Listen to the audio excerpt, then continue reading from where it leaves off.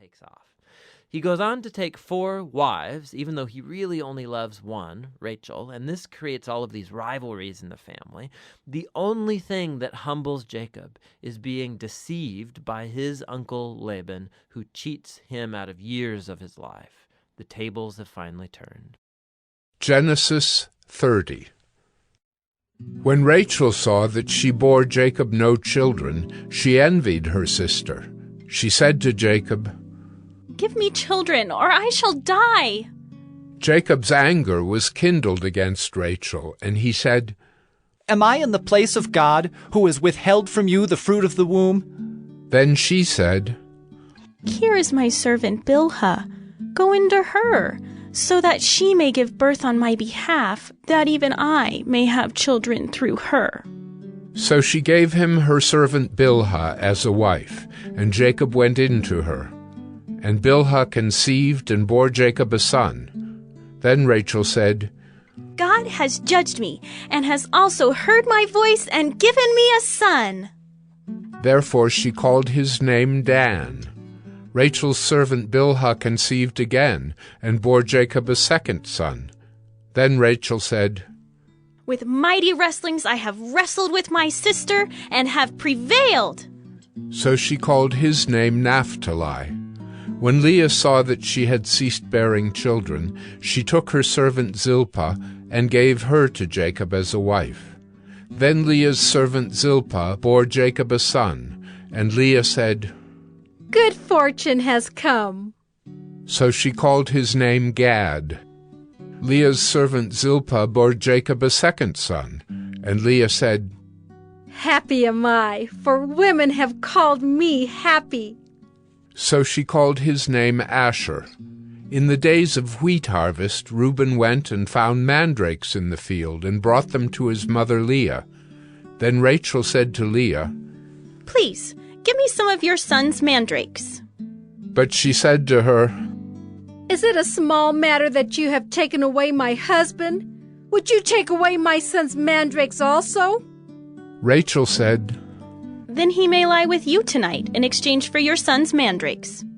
When Jacob came from the field in the evening, Leah went out to meet him and said, "You must come in to me, for I have hired you with my son's mandrakes."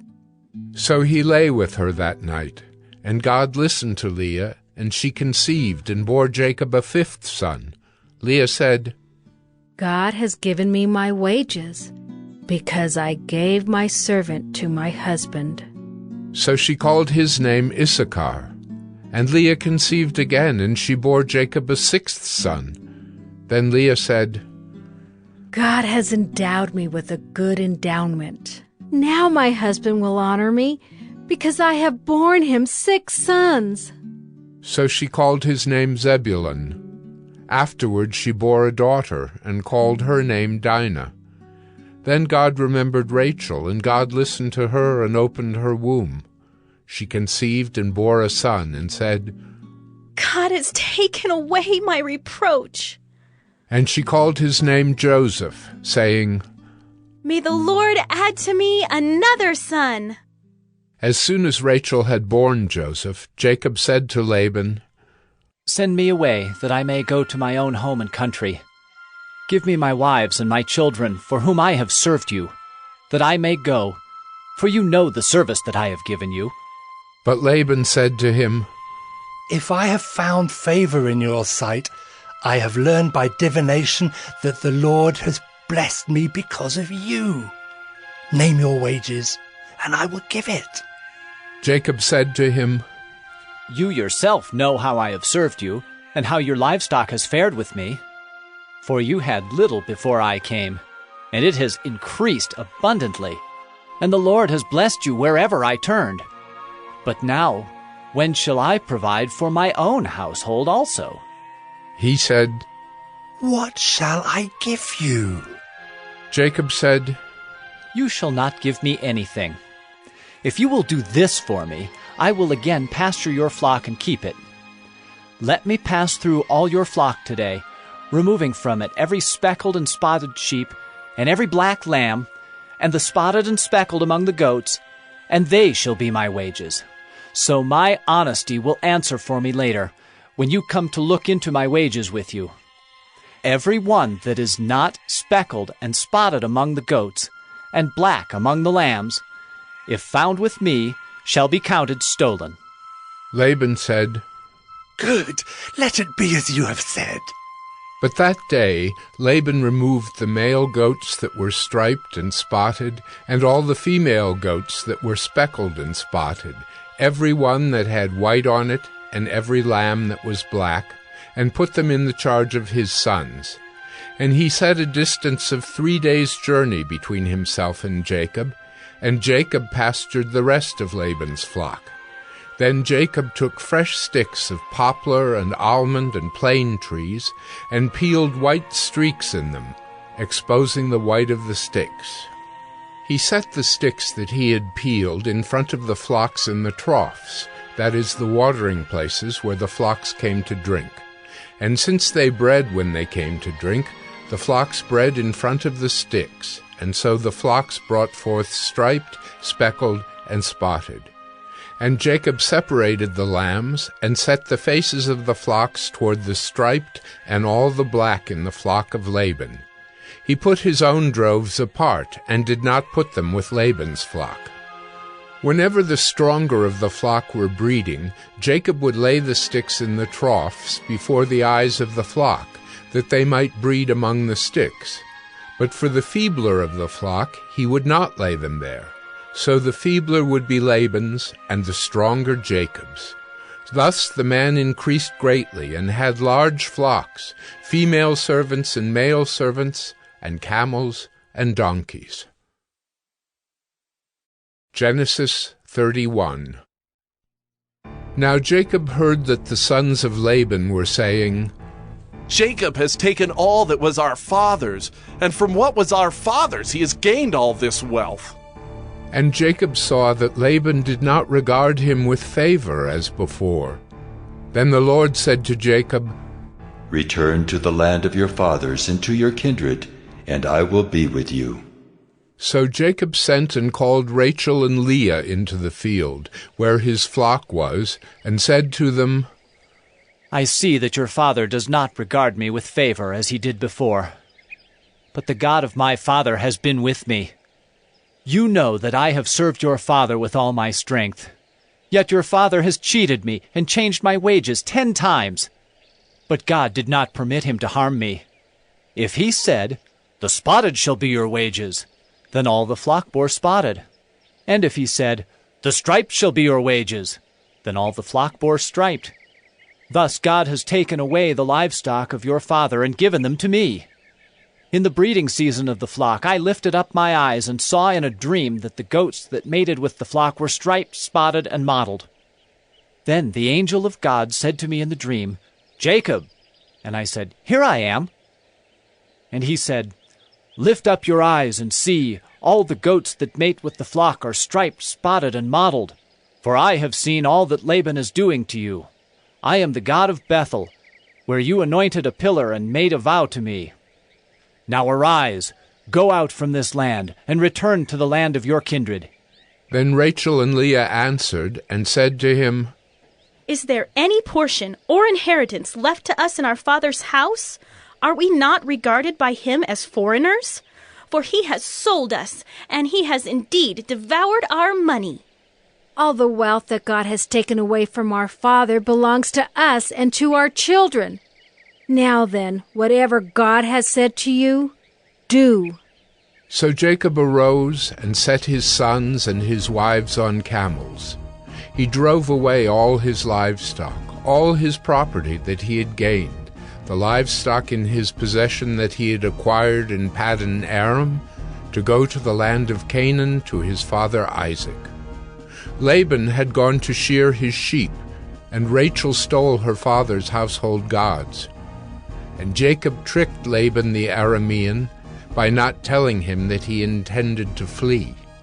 He fled with all that he had, and arose and crossed the Euphrates, and set his face toward the hill country of Gilead. When it was told Laban on the third day that Jacob had fled, he took his kinsman with him and pursued him for 7 days, and followed close after him into the hill country of Gilead. But God came to Laban the Aramean in a dream by night, and said to him, Be careful not to say anything to Jacob, either good or bad. And Laban overtook Jacob. Now Jacob had pitched his tent in the hill country, and Laban with his kinsmen pitched tents in the hill country of Gilead. And Laban said to Jacob, What have you done, that you have tricked me and driven away my daughters like captives of the sword? Why did you flee secretly and trick me, and did not tell me, so that I might have sent you away with mirth and songs, with tambourine and lyre? And why did you not permit me to kiss my sons and my daughters farewell? Now you have done foolishly. It is in my power to do you harm, but the God of your father spoke to me last night, saying, Be careful not to say anything to Jacob, either good or bad. And now you have gone away because you long greatly for your father's house. But why did you steal my gods? Jacob answered and said to Laban, Because I was afraid, for I thought that you would take your daughters from me by force. Anyone with whom you find your gods shall not live. In the presence of our kinsmen, point out what I have that is yours, and take it. Now Jacob did not know that Rachel had stolen them. So Laban went into Jacob's tent, and into Leah's tent, and into the tent of the 2 female servants, but he did not find them. And he went out of Leah's tent and entered Rachel's. Now Rachel had taken the household gods, and put them in the camel's saddle, and sat on them. Laban felt all about the tent, but did not find them. And she said to her father, Let not my lord be angry that I cannot rise before you, for the way of women is upon me. So he searched, but did not find the household gods. Then Jacob became angry and berated Laban. Jacob said to Laban, What is my offense? What is my sin that you have hotly pursued me? For you have felt through all my goods. What have you found of all your household goods? Set it here before my kinsmen and your kinsmen, that they may decide between us two. These 20 years I have been with you. Your ewes and your female goats have not miscarried, and I have not eaten the rams of your flocks. What was torn by wild beasts I did not bring to you. I bore the loss of it, myself. From my hand you required it, whether stolen by day or stolen by night. There I was. By day the heat consumed me, and the cold by night, and my sleep fled from my eyes. These 20 years I have been in your house. I served you 14 years for your 2 daughters, and 6 years for your flock, and you have changed my wages 10 times. If the God of my father, the God of Abraham, and the fear of Isaac had not been on my side, surely now you would have sent me away, empty-handed. God saw my affliction and the labor of my hands, and rebuked you last night. Then Laban answered and said to Jacob, The daughters are my daughters, the children are my children, the flocks are my flocks, and all that you see is mine. But what can I do this day for these my daughters, or for their children whom they have borne? Come now, let us make a covenant, you and I, and let it be a witness between you and me. So Jacob took a stone and set it up as a pillar, and Jacob said to his kinsmen, Gather stones. And they took stones and made a heap, and they ate there by the heap. Laban called it Jegar-sahadutha, but Jacob called it Galeed. Laban said, This heap is a witness between you and me today. Therefore he named it Galeed and Mizpah, for he said, The Lord watch between you and me when we are out of one another's sight. If you oppress my daughters, or if you take wives besides my daughters, although no one is with us, see, God is witness between you and me. Then Laban said to Jacob, See this heap and the pillar, which I have set between you and me.